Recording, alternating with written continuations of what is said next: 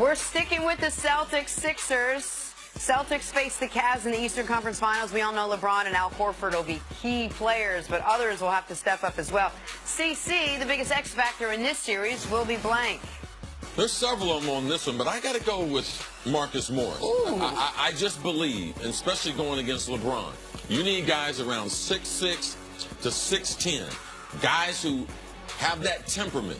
They got a mean streak in them. They have no back down in them. And also, you got to make LeBron play on the defensive end. They got to be able to make some shots. He provides that for them. He's their biggest bench player, averages the most points off the bench. Marcus Morris, the twin. And in case LeBron and them want to get lippy, I got my brother in the stand. His brother, he and his brother are known to roll up on some people and lay a beat down on them, allegedly, reportedly. So, yeah, Marcus Morris, good one. I can hang with them, too. I like them. Man, those are some tough kids. I ran into the brother one day shopping in New York. Which one, Markeith? Yes. Are you sure? He wasn't lying to you? Yeah, I'm sure. No, they were playing Baltimore. They were playing Brooklyn. I got listen, I'm going to the other team, George Hill.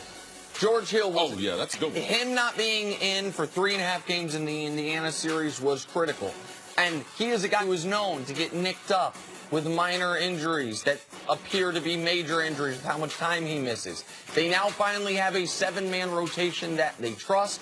They like George Hill as the starting point guard. They traded for him to be the starting point guard. He's an X factor. He's got to stay healthy so LeBron doesn't have to run the point, so Calderon and Clarkson don't have to get a ton of minutes. All right, moving on the other side, the Rockets will face the Warriors in the Western Conference Finals. No shortage of superstars in this series, but Nick, the biggest X factor in the Houston Golden State series will be blank. Klay Thompson. Now, you might say, he's a superstar. Well, okay, sure, but he is, in my eyes, the 7th or 8th most important player in this series, which is why I think he qualifies as an X factor. If Klay is lights out from 3, the way he was early in the playoffs, very difficult for the Rockets to win. They're going to have to slow Klay down. That is going to fall in large part on one James Harden, because CP3 is going to be guarding Steph. You would imagine that P.J. Tucker would be guarding Draymond Green or Andre Iguodala. So I think Klay Thompson is the X factor in this series for Golden State. To me, the X factor's got to be Clint Capella. The guy Kevin Durant said he's got an easy job. Well, the irony to it is they're matching up in the finals. He's got a tough job because he's the only center going to be on the court for a major amount of the minutes. So how dominant can he be when Golden State tries to play small? If he punishes them and make them go to a bigger lineup, that's a huge advantage for Houston. Clint Capella, X factor. All right, yesterday, Raptors head coach Dwayne Casey was named Coach of the Year by the National Basketball Coaches Association. This award was voted on by all 30 NBA coaches. CC, the Coach of the Year, in your opinion, should have gone to blank. Team that won the most games, Mike D'Antoni, won 65 games. Nick, how many times has that been done? 20. Oh, I think that's pretty special. Any other coaches, whatever they did this year, someone else has done it. All right, so you win 65 games, you should be the Coach of the Year, especially given how they struggled in the playoffs. And adding Chris Paul, I love it. I think it can't just always go to team with the best record, because sometimes that's coaching, It can sometimes if you that's ask me, talent. though. Sure, of course. I'm just saying why I'm not giving it to Mike D'Antoni. I'd give it to Brad Stevens.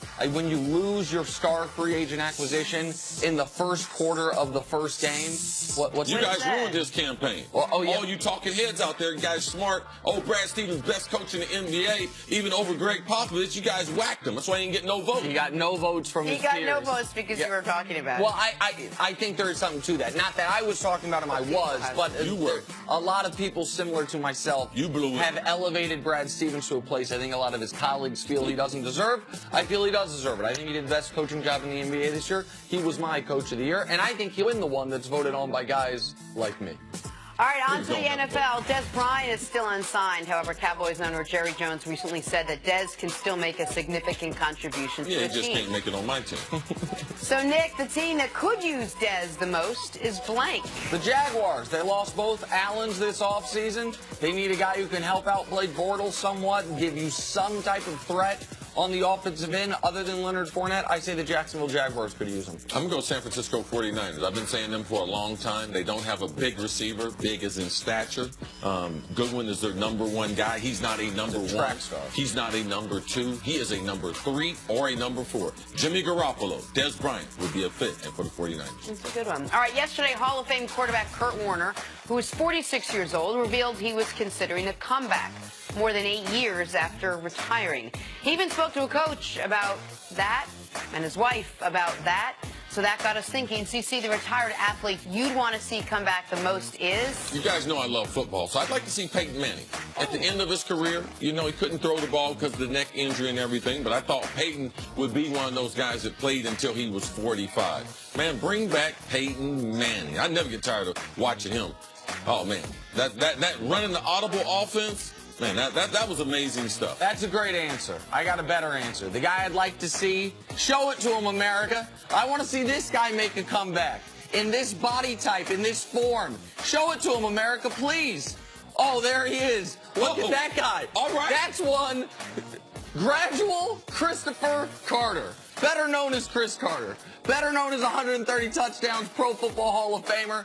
I don't know how old CeCe was in that picture. Can we make fun of me eating grapes? Oh, well, listen, you eating grapes, I don't Look think, at that you're in great picture. shape. Look at my man CeCe. That's the kind of guy that eats grapes CeCe like with some that. confidence, wearing the Speedo. Man, that looked like I love that guy. Where's that guy? Hey, he don't live no more, man.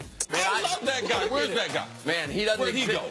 Man, he's buried somewhere inside that guy. Sue asked me if he could show up to the wedding. I was like, no, he gone. No, he's gone. He is gone. But that's the guy I'd like to see make a comeback.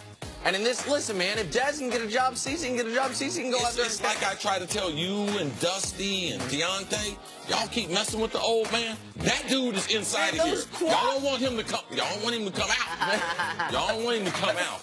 Man, look at your quads, bro. Look at his shoulders and his traps. All right, that's Sorry. enough. Got it. I didn't blow his head up too much. I like him. Anyway, And by the way, where'd you buy that swimsuit? coming up. Is that what that The is? ladies department? Coming up. Should the Sixers still trust the process?